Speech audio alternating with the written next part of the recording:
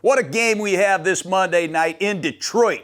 The 5-1 Tampa Bay Buccaneers, the 4-2 Detroit Lions. Two great quarterbacks, a lot of injuries. I might even have a little AI sprinkled in here. I'm trying it, man. Let's go.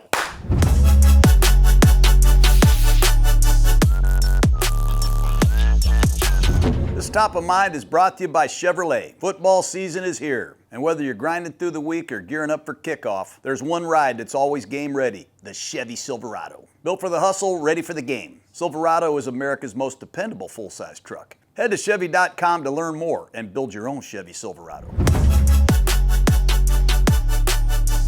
Okay, it's the 5-1 Tampa Bay Buccaneers who lead the NFL at 5-1, tied with the Indianapolis Colts for the best record in the league, at Detroit and the 4-2 Detroit Lions. I love this game. Two great head coaches, two former NFL players, Todd Bowles of the Tampa Bay Buccaneers and Coach Dan Campbell of the Detroit Lions. You know, I refer to guys as Gruden grinders a lot. What the hell's a Gruden grinder, Jake? Well, it's a guy that's really mentally tough. He is physically tough. He's versatile. He's smart. He's a team-oriented guy who never gets the credit that he deserves. That pretty much summarizes Bowles and Campbell as players. They played a long time. They did a lot of dirty work that really didn't get them enough credit. But they're finally getting their credit as head coaches. Todd Bowles. This guy has won 2 division titles. He's well on his way to the 3rd. The Buccaneers have won 4 straight NFC South titles, and nobody gives Bowles enough credit, man. He's kind of quiet. Everybody thinks he's reserved on the field. Not behind closed doors. He gets after these guys. He pulls the switches that are necessary. He has the Bucs rolling, even though they've had a ton of injuries. And Dan Campbell had the #1 seed last year. The Lions went 15-2. What a job he has done managing his football team. This is gonna be fun. Two great head coaches that really have the pulse of their team. Tampa Bay is 5-1. They're 3-0 in the NFC. The Lions at 4-2. They got to win this football game. I think home field in the NFC playoffs could be on the line today. This will be as entertaining a game as we have all year. Two great quarterbacks, offenses that are very explosive. Maybe it's a preview of the NFC Championship game. The Buccaneers are coming off big wins against the San Francisco 49ers last week at home, and they went up to Seattle, beat the 4-2 Seahawks. Very impressive. And the Lions are coming off a tough loss on Sunday night up in Kansas City, 30-17. And they're going to have to really adjust their preparation given the injuries that they have in the secondary. When I watched the Lions last week, they struggled in the second half with their offense, and defensively, they could not get off the field. Drives of 55, 67, 70, and 81 yards. The Lions secondary is beat up. The Buccaneers receivers are beat up. Injuries are going to be a big part of this game. Let's get into these injuries real quick. What do you do when you get these kind of catastrophic injuries? I mean, Tampa Bay is missing, you could say, their top 4 receivers. Now, Mike Evans might play in this football game, but he's been out the last couple weeks. Emeka Egbuka, their go-to young receiver, looks like he's going to be out. But don't do anything before you look into their situations. Chris Godwin is definitely out. Jalen McMillan is out. Bucky Irving is out at running back. And their right tackle, Luke Gedeke, is out. So they've had to make major adjustments at wide receiver and on the offensive line, and Rachaad White has taken over as their feature back. And for the Lions, both corners, DJ Reed, Arnold, they're out. Both safeties, badasses, Brian Branch, Kirby Joseph, out of this game. What do? Well, you lean on your assistant coaches. I was an assistant coach one time. You lose a player, you lose another player. The general manager walks in and says, hey, meet so-and-so. And you got a very short amount of time to get him ready to play. So the assistant coaches are a big part of this week. And I got to give both general managers their props. Jason Light of the Tampa Bay Buccaneers, good God, he's done an unbelievable job bringing players for these coaches to work with. And Brad Holmes of the Detroit Lions, the injuries that they had last year, the injuries they have this year, he's been able to find players, bring them in so these coaches can get them ready to have a chance. And it's been impressive. But I love these kind of games because when you're a young player, Tez Johnson, Cameron Johnson of the Bucs, maybe you're a young player, a young safety for the Lions, maybe you're a young corner that just got here for Detroit. What an opportunity this is for you. It's not luck that you're in the NFL, but it's going to be exciting to see what these young players do in prime time with the opportunities that they have just been given. It'll be awesome to see. And it'll decide the game, Jake. The Lions are a very good home team. They're 9-2 at home since the start of the 2024 season. And think about this. They average 37 points a game at home. That's 4 more points than the Buffalo Bills, who averaged 33. They light it up at home. They must go out there at night before the game and put like some kind of grease on the turf, because these Lions are fast as hell when they play at home. 37 points a game. That's insane. They've won 4 straight games on Monday night. They love prime time. And they've won 7 straight home games on this slicked up surface at Ford Field. They love to play under the lights. Can you blame them? If you were this good, wouldn't you love it? Hell yeah, you'd like it. The Buccaneers, they beat the Texans on Monday Night Football earlier this season, but they had lost 4 straight Monday night games before that. So the Lions have a little better history on Monday Night Football. Hey, how come we got 2 Monday night games anyways, Clay? There used to be only 1. Now they got 2. I can't even concentrate on 1 game anymore. It pisses me off. Get to the bottom of that. Jared Goff is 8-2 on Monday Night Football, 4-1 as a Detroit Lion. Baker Mayfield, 2-7. But his history is a little bit different. You know, he was in Cleveland and Carolina. Anyways, that's the history of the 2 quarterbacks. These 2 teams played last year. You got to remember this. It was early in the season. It was week 2, and Tampa Bay came to Detroit and beat the Lions 20-16. The statistics were lopsided. Hell, Detroit had 463 yards. Tampa Bay had 220. But the Lions were 1 for 7 in the red zone. Goff had 2 interceptions. Tampa Bay found a way to win. That was the game Aiden Hutchinson took advantage of a backup right tackle in Tampa. 4.5 sacks, man, in 1 game. Talk about a wrecking machine. Goff was 34 out of 55, 307 yards.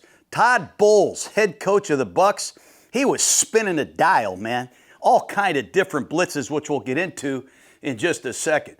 2023, Tampa Bay played the Lions in Tampa, and Tampa lost that game 20-6. And later that year, in the divisional playoffs, Detroit played a home game against Tampa Bay and beat them 33-20. So these teams, what I'm saying, are very familiar with one another. This will be the 4th time Todd Bowles and Dan Campbell have met since 2023.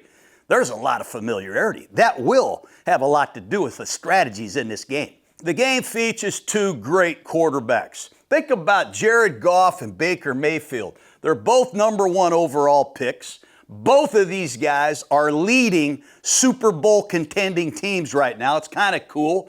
Both of these guys have changed teams. Goff from the Rams to the Lions. Baker's on his 4th team. Both of these guys are at the very top of their game. They are freaking shredders. Play my song. Yeah. Shred. And both of these guys had to fill big shoes. How would you like to walk into Tampa Bay and succeed Tom Brady? It ain't easy. Well, Baker Mayfield has done it. And Jared Goff, he had to walk in on a trade and succeed Matt Stafford, and that he has done. Play it one more time. Shred. You guys like that song? I do. These 2 quarterbacks are incredible when it comes to production. Since the start of the 2023 season, they both have 81 touchdown passes. That's number 1 in the league. Goff has 10,594. That's number 1 in yardage. Baker's right behind him at 10,093. Very similar production. You know what's really cool is how many number 1 overall picks at the quarterback position have changed teams and won a Super Bowl. Let me tell you, there's been 5. Jim Plunkett did it for the Raiders, but he was drafted by New England. Peyton Manning did it, Colts to the Broncos. Stafford did it, Lions to the Rams. But you probably don't remember Elway was drafted by the Colts. He won it with Denver. And Eli Manning was only a Charger for 45 minutes. He did his with the Giants. These guys could be the 6th to do it. And I'm hoping both of them get there and win it. I love these two quarterbacks, man. Baker Mayfield is on fire the last 2 weeks. God, I hate to keep playing that song, but I can't get it out of my mind when I see him play. 82% in his last 2 games. He shredded the 49ers, shredded a very good Seahawk team in Seattle. His magic is at the end of the game. You know, Tampa Bay has 4 wins. Their first 4 wins of this season were on the last possession, really, of the game. They scored inside of 1 minute. They did that to beat Houston. They did that to beat Seattle. They did that to beat the Jets. They did that to beat Atlanta. Baker Mayfield has had 6 series where he's been behind in the fourth quarter, and his statistics, 17 for 23, 239 and 2 touchdowns. He has a 4th and 10 scramble to win a game. The guy's unbelievable at crunch time. When you're a young quarterback, remember this. You're going to be measured. What do you do in the fourth quarter when your team is tied or behind? And that's a great statistic for Baker Mayfield. Jared Goff, last year on Monday Night Football against Seattle, he went 18 for 18. I did a little nicey thing. God, he had me feeling nicey. Woo! I mean, I couldn't do that in pregame warm-up. But since that game, he has been on a historic pace. He's got a 120.6 QB rating, and only 2 guys in history have been there, Peyton Manning and Aaron Rodgers. Goff is at the top of his game, and so is Baker Mayfield, and it's going to be a fun one to watch. The game also features 2 of the best offensive tackles in football. Tampa Bay's got Tristan Wirfs. Finally healthy, he is an awesome specimen to watch. He's the only guy to ever be first-team All-Pro at right tackle and left tackle. This guy can block out the sun. He's an athletic guy, great pass protector. He can do it all. And on the right side for the Detroit Lions is Penei Sewell.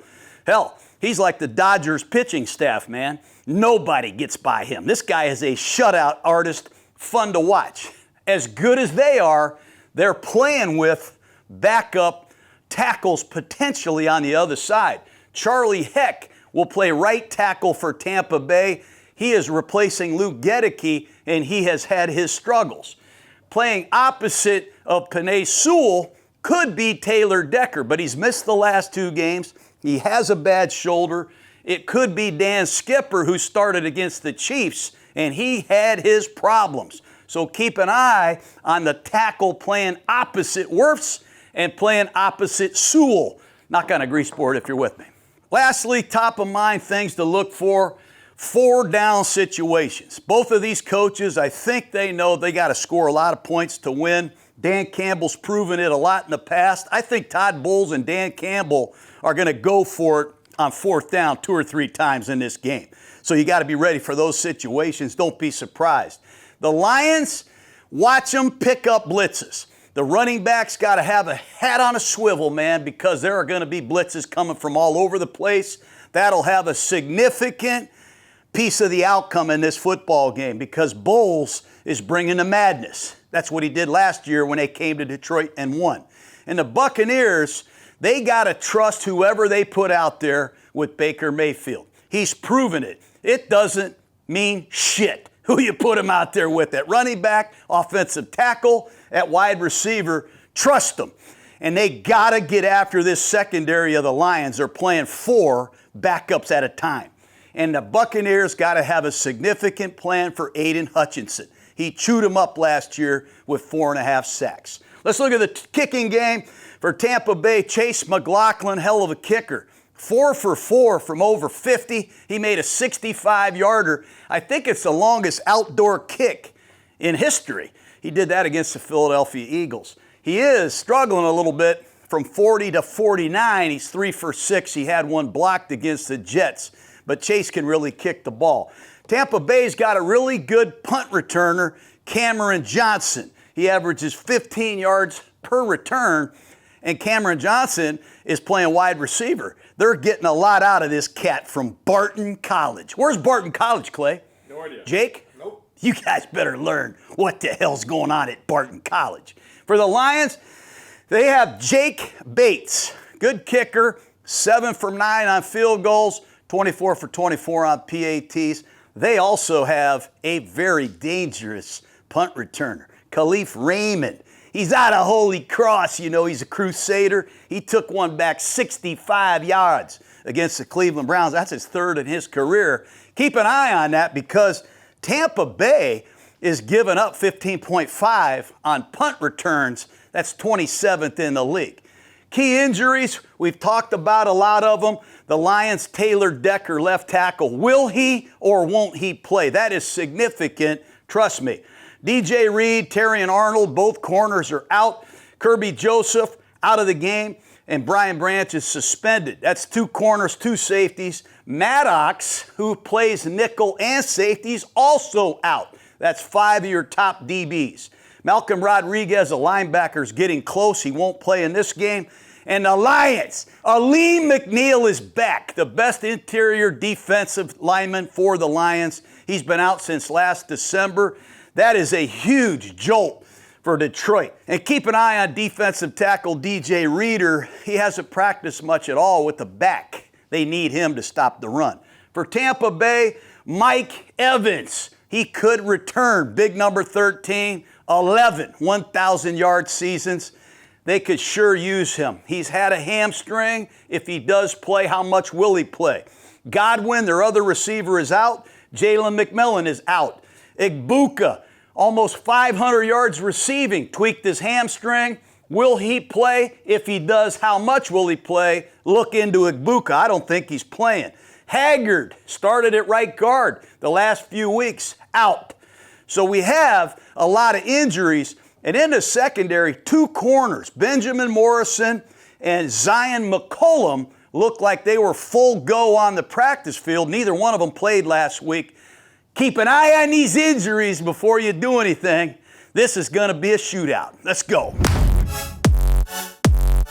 This offense-defense matchup is brought to you by Fox 1. On Fox 1, you can stream your favorite live sports. So you never miss that. Did you see that moment? That means Fox NFL Sundays are on Fox 1. It's NFL Sundays, all streaming live the way it was meant to be watched. It's also the best way to stay locked in on your action. Whether you're sweating your fantasy matchup, tracking a parlay, or just riding the chaos as it happens. I hate watching games on delay. I got to see things live, man. Start your 7-day free trial today. Offers are subject to change. Go to Fox 1 for complete terms and conditions.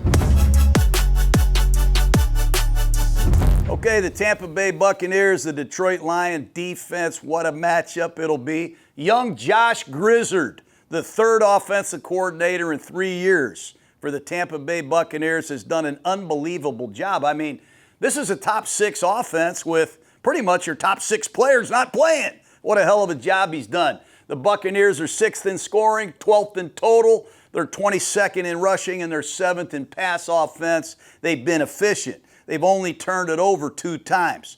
Baker Mayfield has been spectacular. We've said that. No one talks about how he has really been careful with the football. Last year, he led the NFL with 16 picks. This year, he's only thrown 1. And the Buccaneers have only turned the ball over a couple times. That's a big reason why Tampa Bay is winning these close games and are 5-1. You know, with all the new players that are playing for Tampa on offense, you give the offensive coordinator Grizzard a lot of credit.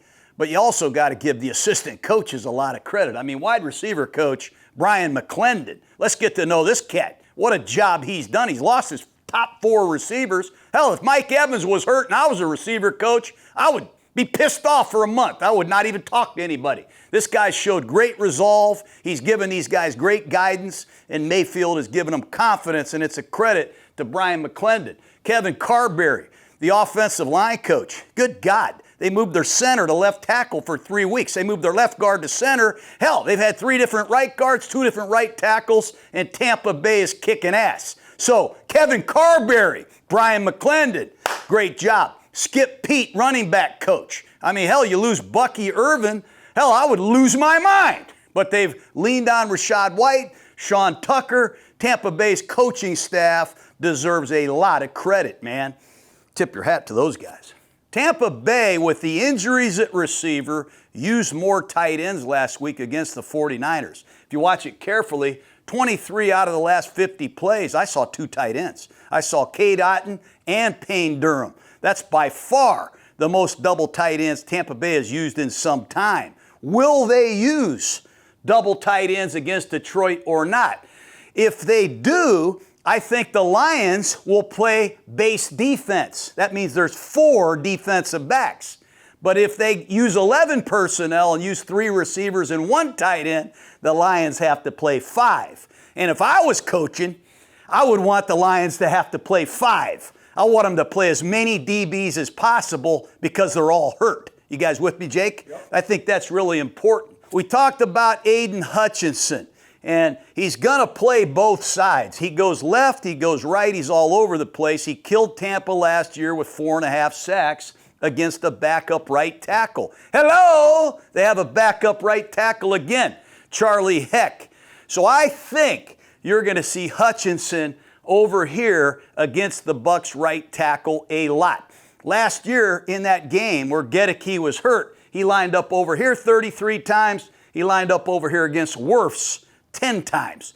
That was 10 times too many if you ask me. I'm like, the hell you doing over there on Wirfs, man? Wirfs is a closer. Go over there and get the backup. So I think you're going to see a tight end on this side ribbing them. A back's going to be over there taking away the speed rush. They're going to have to do an extensive amount of work with Aiden Hutchinson. And that reminds me, when you're standing down here calling plays and you're if someone gets in your headset and says, Hutchinson's out of the game, that's when you start pushing it down the field because you got time to block the guys. You with me? What I saw Detroit do last week is play a lot of cover 4 against Kansas City. 4 deep, 3 underneath with all these young secondary men. You play a safe defense. You see cover 4 in college football like a lot. And I saw Detroit out of character with all these DBs playing this umbrella coverage. I expect Josh Grizzard to go after that coverage with a lot of option routes, choice routes, get the tight end and Rachaad White going, coming out of the backfield against some of these Lions underneath coverage people. I think you got to look for that. Mayfield has been very aggressive. I give him credit, man.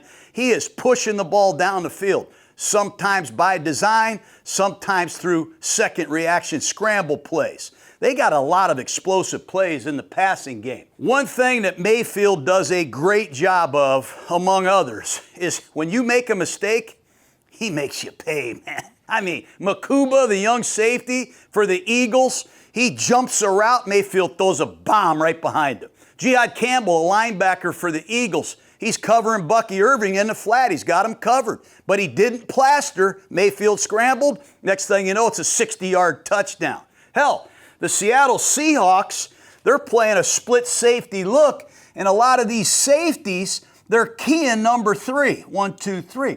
And if number 3 goes vertical, that safety, he steals that route. But the corner will hell's bells. You better get inside technique or Amika Buka will shred you. You make a mistake against Mayfield, it's over. And I love Cameron Johnson and I love Tez Johnson for what they did against the 49ers. But it sure does help when the 49ers blow coverages. I mean, Cam Johnson came in motion. Nobody covered a guy. 50-yard touchdown. Holy shit, I wish that happened to me when I was coaching. Then Tez Johnson, he just runs right down the seam. And the cover 3 safety for the 49ers says, hey, do a backflip after you catch it. I mean, there are mistakes being made, but Mayfield makes you pay big time, man, and it's awesome. I remember sometimes when I was coaching, I'm like, hey, the guy's wide open, man, and we threw a check down for 4 yards. There's a big difference. Mayfield's getting after your ass if you screw it up. The other thing Mayfield has, he's just got this it factor. Players love him. They saw that scramble on 3rd and 14 last week, head first, diving for a first down. He ran 27 yards, made about 4 guys miss. 33-yard scramble against the Jets in the 4th quarter. 4th and 10, big scramble, end of game, wins game. The guy's a freaking badass. He reminds me of Brett Favre when I was in Green Bay. He's a combination of Brett Favre and Rocky Balboa. You ever see Apollo Creed beating the shit out of Rocky in the 15th round? He says, cut me, Mick, cut me. That's kind of how I feel about Mayfield. That guy will not quit. And Mayfield, he helped Canales get the Carolina head job. He helped Liam Cohen get the job in Jacksonville. He's going to help Josh Grizzard get a head coaching job. Just like Brett Favre. You think Andy Reid and Mariucci and Gruden and Marty Morningwig would have got jobs if it wasn't for Brett Favre? This guy's a kingmaker. Thank you for all you do for coaches, Baker. Tampa Bay uses a lot of motion on offense. It's really pretty cool. A lot of teams put a guy in motion and they stop him so they can read coverage. Tampa Bay puts guys in motion and they come flying out of there running routes. And what it does is it helps these receivers get free releases, and Baker Mayfield and company have shredded some defenses. So keep an eye on how Detroit handles some of these receivers that are going in motion. They're not just going in motion and stopping. They're not just going in motion and running into flat. They're going in motion and running right down forward field, man, and they can haul ass. I think we got to be ready for Josh Grizzard and Baker Mayfield to rev up the tempo. Try to keep the crowd out of the game and try to put as much stress on this young secondary of the Lions as possible. Maybe we can regulate them, force them to play quarters coverage every snap. Maybe we can force a mistake. But I look for Mayfield to rev up the tempo, challenge this young secondary. Another thing that really impressed me last week is they get into an empty backfield set, just Baker Mayfield back there.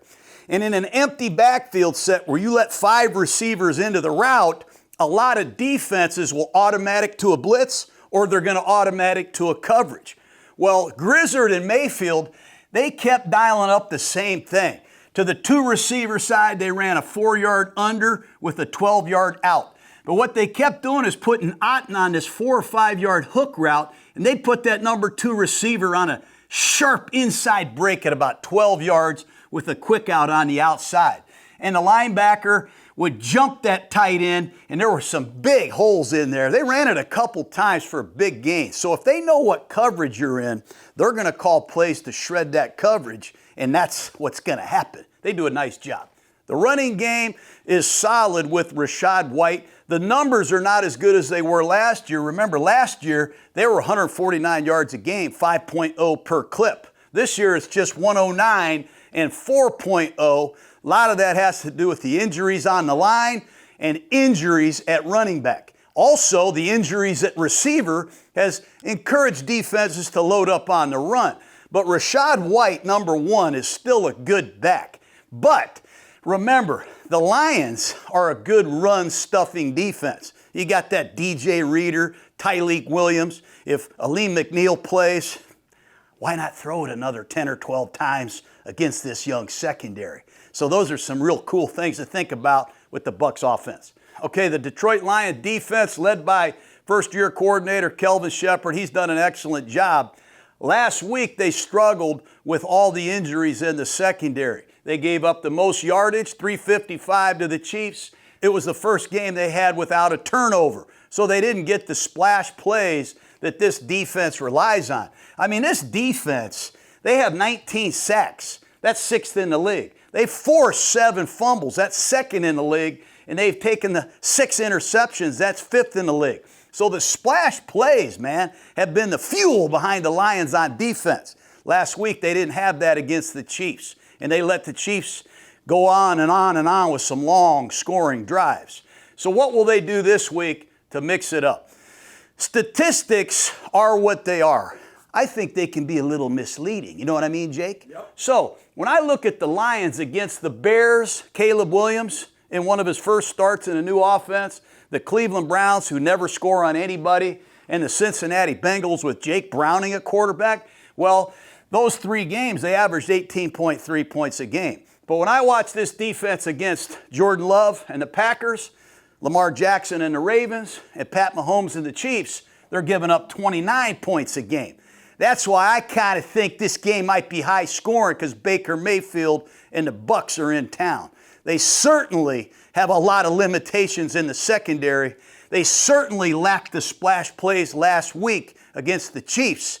And Tampa Bay's been very good with the football. So I think this game does have some over qualities. With the Lions, they've given up some explosive plays, and that's what Tampa Bay is known for. There's one thing I would keep saying on the practice field if I was a coach. When you're back, you're back. I'm talking about your 3-deep corners, your single high free safety, your split safeties in cover 2. When you're back, you're what, Clay? Back. When you're back, you're what, Jake? Back. So quit jumping forward and letting Mayfield shred our asses. They got to make sure they're disciplined, make Tampa go the long, hard way, keep Hutchinson and company in the game, but don't give up any cheap ones. We got to attack the right guard of the Tampa Bay Buccaneers and the right tackle of the Tampa Bay Buccaneers. Heck, no disrespect, is a backup right tackle. He's given up a lot of pressures. He's had his struggles this year.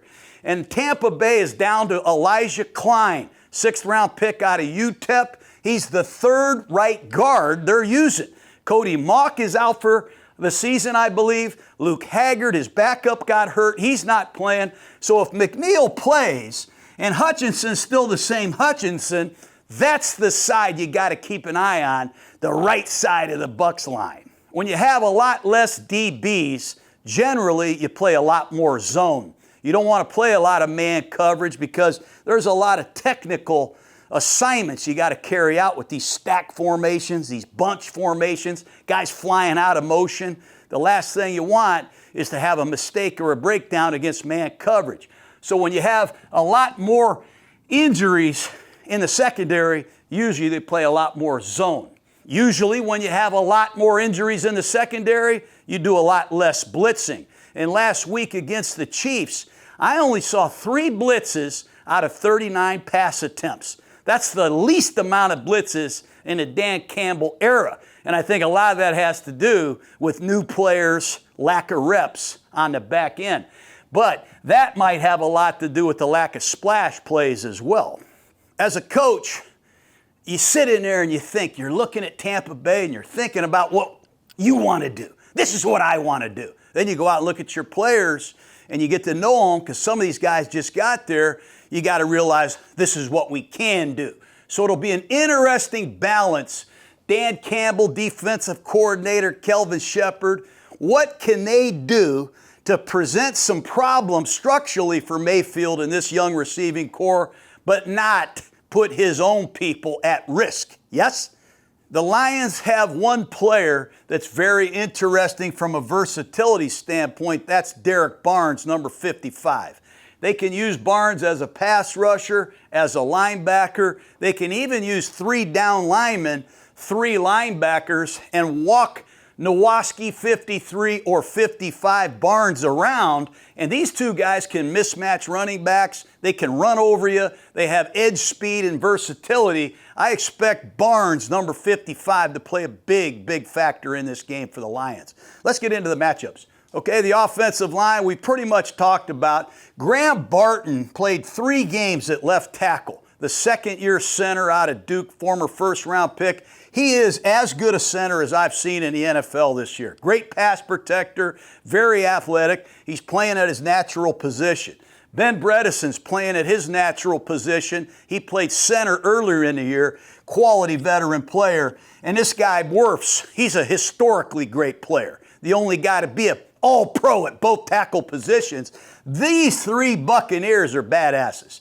This is the side, as we said, Tampa Bay is vulnerable, but the Lions got to prove that they can take advantage of it. And I think they have the firepower to do it. Aiden Hutchinson's got 6 sacks. You know, last year he had 4 games in a row where he forced a fumble, 5 games in a row with a sack.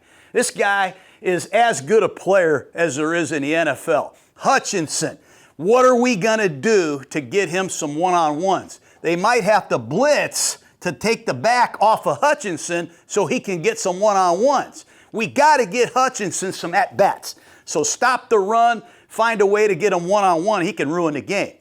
Aleem McNeil, he had 2.5 sacks, 25 tackles. The statistics don't blow you away, but it's his presence. This guy can power rush you. He's got the twitch. You know what I mean by twitch? Whoa! He's got big-time twitch for a big athlete, and he elevates the play around him. I love McNeil.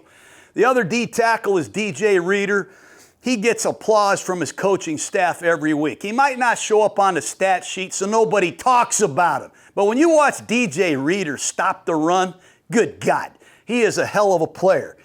The other end that you're going to see a lot is number 96, Muhammad. This guy here plays his ass off. He only plays about 50% of the plays.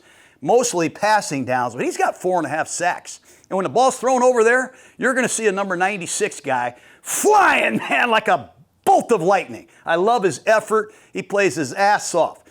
They did bring in number 78, Tyler Lacey. They got Quentin Jefferson, number 79. He's bounced around the league a little bit. High effort, tough guys that fill in. They'll use Lopez, number 51. And don't forget number 91, their first-round pick, Tyleek Williams. So they got a lot of different type of players.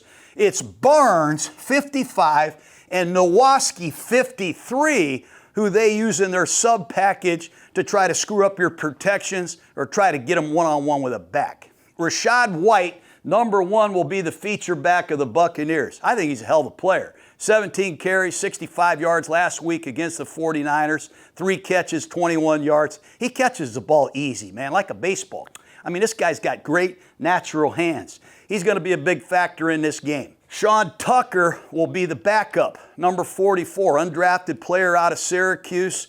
He's a really good special teams player, but Tucker will have to play some critical roles, perhaps in 2-minute drill, third down to give White a blow.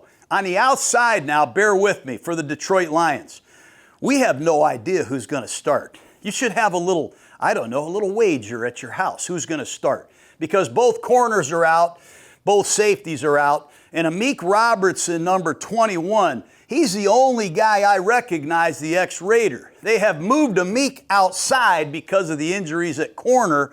I think they want Amik to stay inside. In 2024, he was one of the top nickels in the league, man. You only complete 42% of your passes in there. The guy's a really good player. But I think you marginalize him by playing him outside. Chase got him. Kansas City got him outside. His size shows up a little bit on the outside. But inside in nickel, he's a badass. So if he plays inside in nickel, ask me, Jake, who are the corners? Who are they? Well, I don't know. I think it could be Kendall Fuller, a guy they just picked up off the street. That Kendall Fuller guy that played for the Chiefs in the Super Bowl, played in Miami last year, they just picked him up. He could play corner. The other guy is Nick Whiteside, number 38. He had a really good preseason. Is it going to be Whiteside? Is it going to be Fuller? On the other side, they used number 23, Rock Ya-Sin, last week. But I think they want Ya-Sin to play safety. That's where he was playing during training camp. So if Ya-Sin goes back here to play safety, look for Trey Flowers at left corner, number 26. So I'm thinking it's going to be Trey Flowers. It's going to be Nick Whiteside or Fuller at corner. And the 2 safeties, I think you'll see Thomas Harper, number 12. He played 22 snaps last week against the Chiefs, I think it was, when Kirby Joseph came out of the game. Harper, number 12. At 1 safety, and I think Rock Ya-Sin, number 23, might just go back and play safety where he was trained to play during training camp. They also have a man they just signed off the Chiefs practice squad, Jamie Robinson, number 33 out of Florida State. He played some with the Carolina Panthers. Robinson and Eric Hallett. He wears 36, University of Pittsburgh. Those are some guys we don't know much about. And they're going to be going up against some receivers we might not know much about. Remember, Emeka Egbuka probably out of the game with a hamstring. And what a blow that is to the Bucs. 469 yards receiving already. Over here, Mike Evans, number 13. He might play a little bit. They say he practiced. Will they play Evans, and how much will they play him? He's a hell of a player. We know that. Assuming those 2 guys do not play, I'm looking at Cameron Johnson over here potentially starting the game in 11 personnel.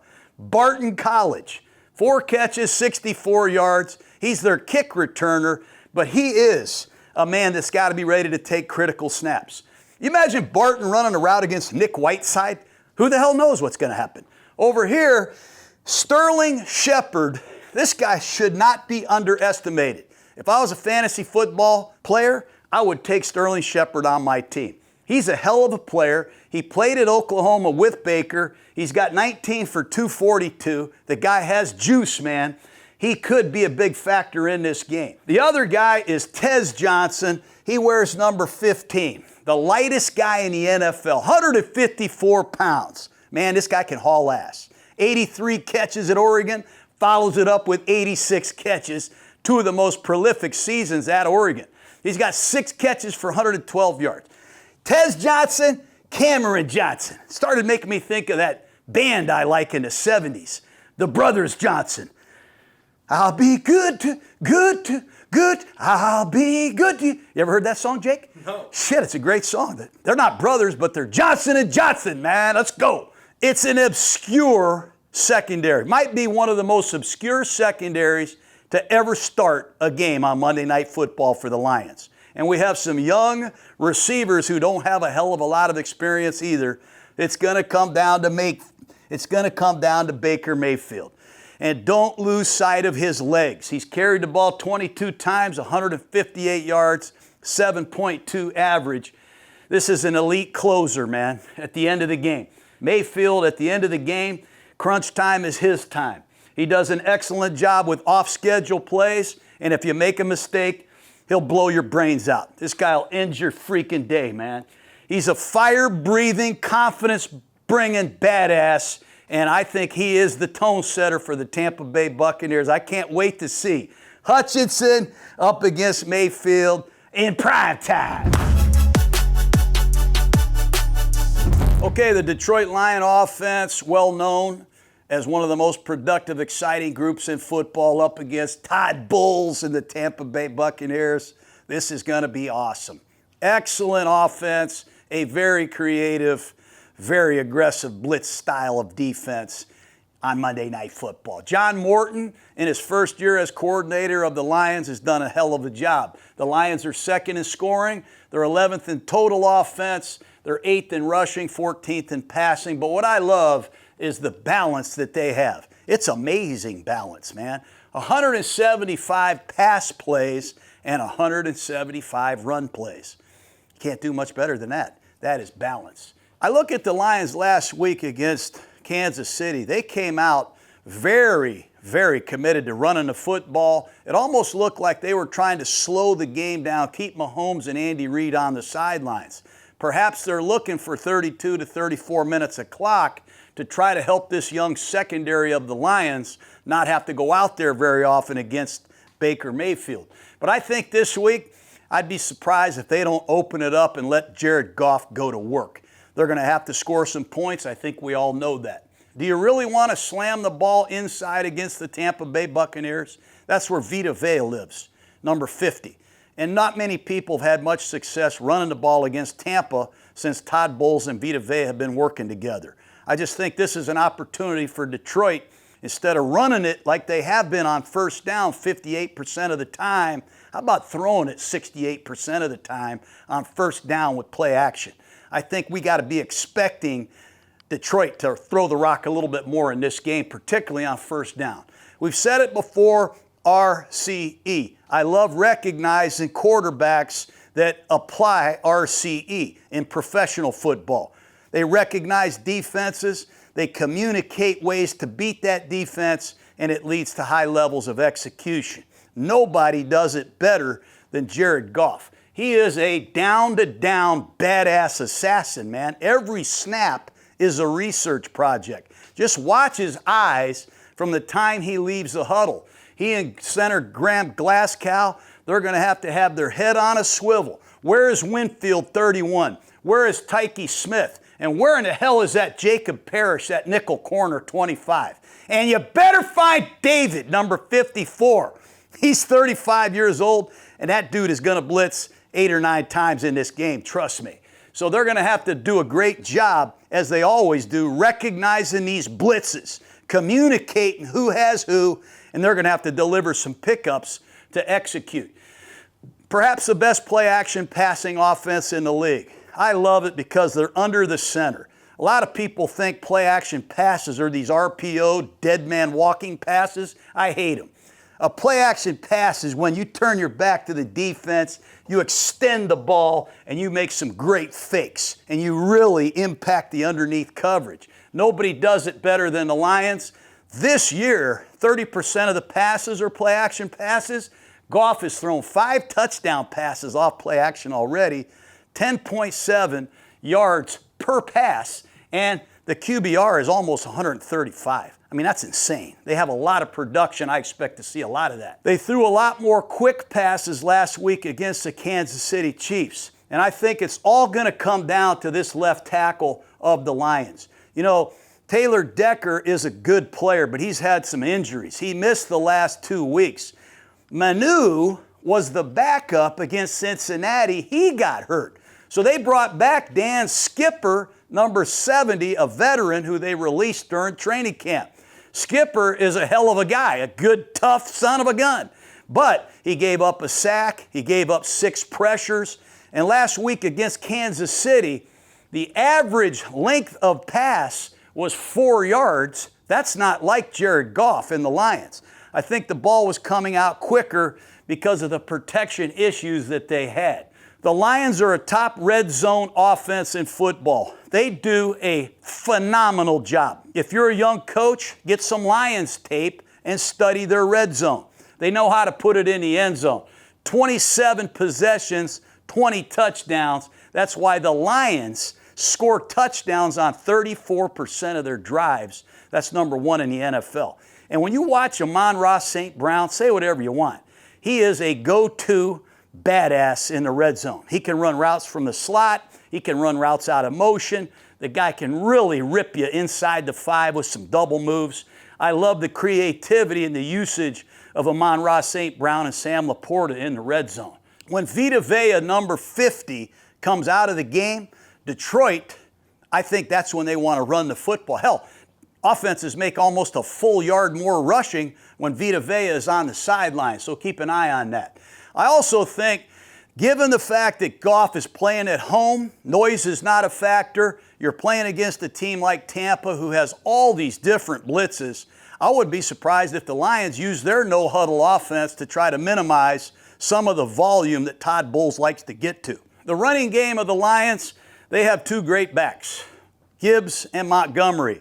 Last week, for some reason, Montgomery only got 4 carries. This year, the Lions have given the ball to Gibbs 87 times, Montgomery 65. I think they want to distribute the wealth a little bit more evenly. Detroit has 724 yards rushing combined between these two. That's pretty sweet. But I think they want to see more of Montgomery this week than they did last week. The biggest thing that David Montgomery and Jahmyr Gibbs are going to have to do in this game is pass protect. Because when I watch Tampa, I'm seeing a lot of pressure from Winfield, their free safety, Tyke Smith, their strong safety, and Parrish, their nickel. They're bringing perimeter blitzes off the edge. And Levante David will drop a house on you if you're not ready, number 54 of Tampa. So some of the best plays that Gibbs and Montgomery are going to have to make in this game are blitz protections. Keep an eye on that. I wish we had a stat of blitz protection. You know what I mean, Jake? Instead of just yards rushing. What happens during the week when you play Todd Bowles is you have a lot of walkthroughs, in pro football now because we don't practice in pads anymore because of the collective bargaining agreement. So we have a walkthrough, and you pick up this blitz, and then you pick up that blitz, and then the coach says, hey, let's have another bonus walkthrough and pick up some more blitzes. The problem is when a game starts, ain't nobody walking. These guys are hauling ass. That's why blitz protection is not as good as it used to be, if you ask me, and it's going to decide this game. If Detroit wins it, Gibbs and Montgomery are going to splatter some of these blitzers, and that's going to be the bottom line. The Lions throw the ball as well as anybody, but it's the big 3 that do all the damage. They're one of 3 teams that have 3 receivers with 250 yards receiving or more. One of 3. And those 3 receivers are Amon-Ra St. Brown, Jamison Williams, and Sam Laporta. The other receivers combined have just 14 targets. Tampa Bay Buccaneers defense is led by Todd Bowles, and what a hell of a job he has done. For a long time, he's given coaches like me, quarterbacks, a freaking hard time. I think he loves it. And he has a great game plan for the Lions, I'm sure. They do a lot. Different looks, different pressures, and muddy coverages. Normally when you see a blitz, you think it's man-to-man. Hell, Seattle thinks it's a blitz at the end of the game, and Sam Darnold throws it to his hot receiver out of underground. There comes Levante David cutting over there to intercept the ball to end the game. They do a hell of a job breaking down your protections and forcing you to throw into coverages that are not what you think they are. Last week, you saw Mac Jones of the 49ers. He throws it out there into the flat thinking it's a hot receiver, and the corner didn't back up. He clouded up, and Vildor got an interception. So they really manipulate the quarterback's mind. They disguise coverages. They bomb you with different blitzes, and it's the volume of blitzes that they have that blows my mind. Double A's, double trouble, 3x3 nickels, load fronts, double edges, predators, jam fronts, nails, Samstrong safeties. He has it all. You know, as a coach, you wake up, you get ready for your next opponent. And the first thing I would do every week is study the blitz reel. And some teams don't blitz much, and you're saying, hell, that's good. We can formulate our protection plan. When you play Todd Bowles, they got base blitzes, nickel blitzes, and they got everything known to man. So you have an extensive list of stuff to prepare your team with, and it's hard when guys aren't practicing and you're dealing with some injuries. I think Todd Bowles wants to play a little bit more zone coverage like he did against Christian McCaffrey last week of the 49ers. They totally minimized McCaffrey. He had 3.2 yards a rush on 17 carries. He didn't get involved in the passing game. I think they want to use a similar approach against Jahmyr Gibbs because the Lions like to get him the ball in the passing game as well. I think they're going to blitz, try to make Gibbs pick up a blitz. I think they're going to try to blitz and play zone, so if he does get out in a route, we minimize the damage. We don't put him in one-on-one situations. The thing about Todd Bowles is you got to know at crunch time he's going to heat you up. End of game situations. Don't kid yourself. He's going to blitz. 35-35 against Seattle. Blitz, interception, game over. He's going to blitz you in the 2-minute drill at a clock stoppage. And as soon as that clock stops and we got a huddle, he's going to dial up some of his best stuff. And he'll have something for you every week. In the red zone, particularly the red zone fringe, right around the 25, 30-yard line, he's going to heat you up, try to sack you, knock you out of field position. He does a hell of a job with that every week. The Buccaneers make big plays. Last week on defense, 6 sacks, 2 interceptions. They forced 3 fumbles. Splash plays. They get a lot of stuffs in the running game. 15 plays of negative yardage. They kick your ass. So they make big plays with this defense. I think they also got to minimize the big plays they gave up. Twice last week, think of this, Jake. Mac Jones walked up, snapped the ball in a quick count. Tampa Bay wasn't ready. I think they got burned twice for big plays. Don't lose sight of that. Expect Jared Goff to break the huddle, walk up to the line of scrimmage, snap the ball, and try to take advantage of Tampa Bay out of position with all these disguises. You heard it here first. Todd Bowles is a 33% blitz coach. Everybody knows he has a lot of pressure, but he also has about 33% more blitzes than anybody else in the league. It's the volume of stuff that you got to prepare for him. Every week he has designer blitzes, blitzes that you haven't seen before, therefore you can't prepare for. When you play against Todd Bowles, he leads the league in sideline adjustments. You'll see coaches holding these little boards, drawing up all the blitzes, yelling at their players. God dang Todd Bowles. The Buccaneer red zone defense has to improve. They've given up 69% touchdowns down there. That's 28 in the league. And remember, in 2024, when they went to Detroit and won the game, they held the Lions big time in the red zone. The Lions were 1 for 7. So I expect that film, that red zone film, everything that happens between the 20 and the goal line, that'll be the most scrutinized tape of the week. Todd Bowles might do the same thing. He might show them the same thing and do something else to confuse them. I can't wait to see what happens in the red zone. Bowles has got to be ready for some 4th down calls. And I consider those crunch time calls, I bet you he's going to bring some heat on some of these Lion 4th down situations. This will be the Lions' running game, a strength of theirs. Gibbs and Montgomery against the strength of the Tampa Bay Buccaneers. They're one of the top 5 run defenses in the league. Since the middle of last year, they're number 1 if you ask me. They get 22% stuffs. What the hell's the stuff? That's 0 yardage or negative yardage. Levante David runs through. Savassier Dennis will run through.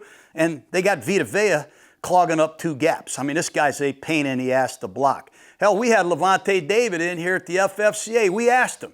He said sometimes he has the green light to just run through if he sees it. And he sees things quicker than most linebackers. Tackles for loss. I mean, in your career, I don't want to, I don't want to just be spewing out stats here, but you got almost 200 tackles for loss in your career, man. Yeah. And a lot of them aren't blitzes.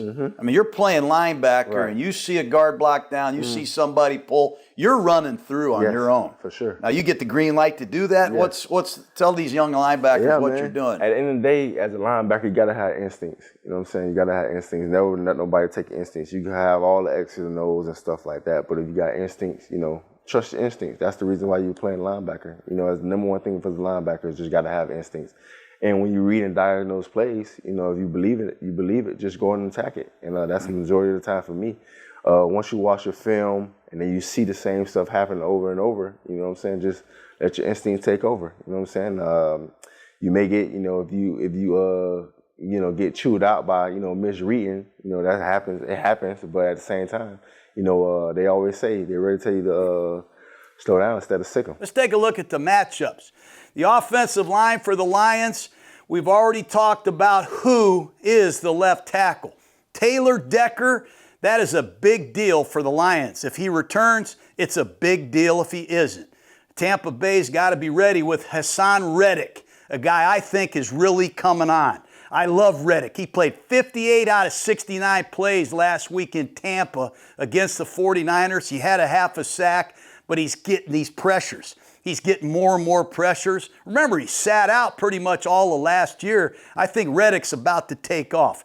Whoever lines up over here on this left tackle, that's one to look for. The left guard, Mahogany, the center, Glasgow, and the rookie right guard, Tate Ratledge, have done a hell of a job. That was the big question coming into the season. First-year starter at left guard, rookie at right guard, moving Glasgow from guard to center. All you got to do is watch the Raven film. They got after their ass, man. They run duos. They make the calls. They get the calls. They execute in pass protection. I love them. And Penei Sewell, as good as there is at right tackle. Tampa Bay is going to use Yaya Diaby off their left side, rushing over here on the right side of the Detroit Lions. Diaby's a power rusher. He wears number 0, 2 sacks. He's got over 20 pressures. Both Diaby and Reddick are really good edge rushers, and they are getting fed off of Vita Vea inside. Last week, Vita Vea, number 50, he had 5 pressures. I mean, the quarterback gets knocked off the spot. He falls right into Yaya Diaby, who had 2 sacks. He comes sliding over here, getting away from Vita Vea. There's Reddick for another sack. The penetration up the gut has really helped these 2 edge rushers. And I think Vita Vea is going to be looking for Mahogany or the rookie Ratledge. And it's very important for Glasgow to try to set that way. Really cool to see what happens. Tampa Bay has Logan Hall, number 90. They have Gaines, number 96. 2 tough guys that come in and chew up blocks. And this Elijah Roberts, the rookie out of SMU, number 95. Shit, I see him. He's got some knockback in the pass rush. And C.J. Brewer, number 52. I was like, who the hell is 52? They use a nucleus of players inside, but it's Vita Vea and these edge rushers that can give Detroit problems. On the outside, at corner, okay, we have to take a look at Jamal Dean at right corner, number 35. He was the NFL Player of the Week. He has a sack, he has an interception, a forced fumble, a tackle for loss, a PBU, 4 tackles. Jamal Dean took a pay cut, man, to stay with the Buccaneers. He bet on himself. He's on a 1-year deal. It's going to pay off for him. Jamal Dean's playing well. Young Benjamin Morrison, rookie out of Notre Dame, should return from a hamstring. He's a good player, had a bunch of interceptions at Notre Dame. But Jamal Dean has held him off and has played his ass off. You know, the QB rating over there against Jamal Dean is like 21%. I mean, the guy's only given up 43% complete, and he's done a hell of a job in all phases. At the other corner, it's going to be a question who this is. Zion McCollum is the corner that plays on the Buccaneers left, the right side of the offense, number 27. He missed last week with a thumb injury. But I'm told he's practiced. I expect McCollum to be the starter. In his absence, you're going to see the ex-Detroit Lion Kendall Vildor out there. He had a pick last week on a complete disguise job against the 49ers. But Vildor will play outside only if McCollum can't go. The guy I love as much as anybody in terms of the corners is the rookie Jacob Parrish out of Kansas State. We had a corner in Tampa named Rondé Barber. I'm not comparing him to the Hall of Famer, but this guy has a similar temperament. He ain't the biggest guy, but when he puts his helmet on, he's like Rondé. He'd get in here in the briar patch and make tackles. He's got over 30 tackles. He's got a sack. This guy's a hell of a player. They played him at right corner. I've seen Parrish at left corner. I've seen him play at nickel. He plays like a 6-year vet. Good player, man. Dean is playing good. McCollum and Vildor, solid. Morrison's coming back from an injury. The Bucs, unlike the Lions, are loaded at corner. And it's these two safeties, man. The return of Antoine Winfield, number 31. What a player he is. He's played 98% of the plays for Tampa, 27 tackles. He has a sack. He is a badass. And Tyke Smith, last year he played nickel. This year, the second year, former Georgia Bulldog, number 23, is playing strong safety. He leads the Buccaneers in tackles. Kirby Smart, the Bulldog Nation, you guys should be proud of him. He's got a sack. He's got a fumble recovery. He's all over the field. He does a great job in these disguises, too. Sometimes he looks like he's blitzing. Whoop, no, I'm not. I'm playing deep half. He's all over the damn place. Very good secondary, and it's going to have to be good against the Lion wide receivers. Jamison Williams, averaging 17 yards a catch. He's got 12 touchdowns in his career. 11 of them are over 20. He had a big one last week against the Chiefs.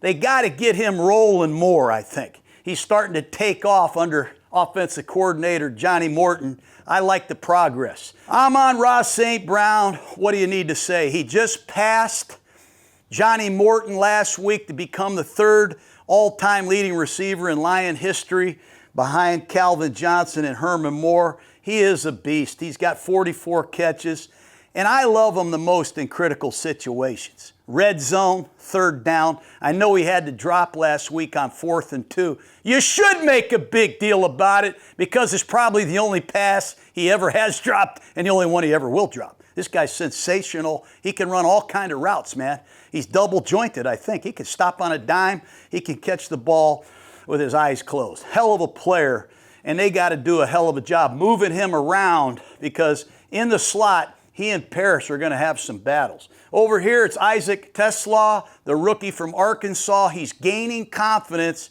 in quarterback Jared Goff.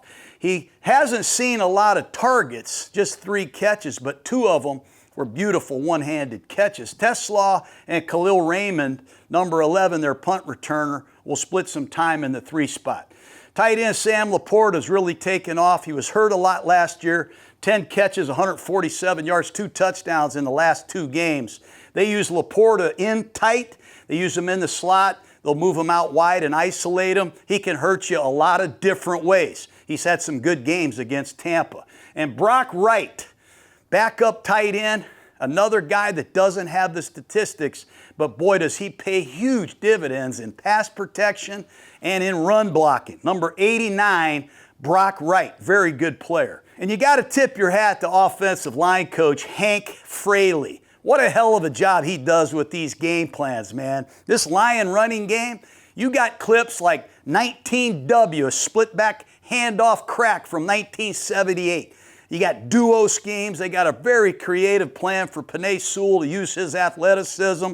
I love the offensive line play under Hank Fraley. The linebackers for the Buccaneers, the 2 guys that are going to have to deal with Gibbs and Montgomery, starts with Levante David, one of the great linebackers in NFL history, 35 years old. Statistics prove that. He's the only guy in football right now with over 40 tackles, 2.5 or more sacks, and an interception. His production, his leadership, and his down-by-down playmaking, it's been a big part of Tampa Bay's success for years. I had a guy named Derek Brooks. I never thought I'd see anybody that could compare to him until I saw this guy play. Servassier Dennis, number 8. He was hurt last year. They missed him tremendously. His appearance in this lineup this year has been a game changer for Tampa. He's got over 40 tackles. He runs through gaps. Great cover guy. So when Gibbs comes out of here on these choice routes, or it's Laporta coming at him on these shallow crosses, Servassier Dennis is an excellent coverage linebacker. It'll be a fun one to watch. Jared Goff, RCE at the line of scrimmage, picking up these Todd Bowles blitzes, and a young emerging secondary. Will the Lions outscore the Bucs in a game that I think is going to be a classic shootout? So when you play against Todd Bowles, not only do you get a lot of blitzes, you also get a lot of muddy coverages. Last week against the 49ers, early in the game, they came out of a no-back set. They showed a 4-down front with 2 inside linebackers. The safety was down deep. It looked like it was going to be a 3-deep zone. But on the snap of the ball, they slant the defensive tackle, they rushed the defensive end, and they blitzed the linebacker, Servassier Dennis. And on the snap of the ball, the strong safety went back to play deep half. The free safety went back to play deep half. They cloud this corner. This corner comes up and clouds. They play cover 2.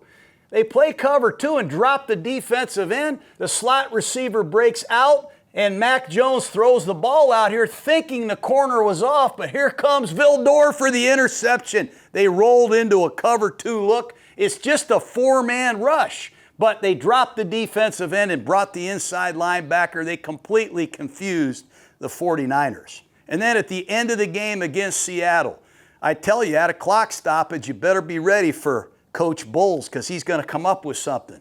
They showed just a nice split safety look. It's 35-35, Sam Darnold at quarterback. And on the snap of the ball, Tampa Bay brings a 4-week blitz. They slant the defensive tackle. They contain with the end. And here comes the nickelback, and here comes the linebacker. It's a 4-week blitz. And the safety played in a quarters coverage. They kind of played a 4 across palms look on the back end. And Levante David, he cut across and intercepted the hot throw in the vacated area by the blitz. Game over because Todd Bowles broke down the Rams' protection, and the experienced Levante David cut across and intercepted the hot. A lot of different coverages. It's just one thing to pick up the blitzes. It's another thing to attack the coverage. Okay, this is a tough one. A lot of injuries on both sides of the ball, but there's no way I'm going against my Tampa Bay Buccaneers. Tampa Bay 33, the Detroit Lions 27. Going to be a thriller.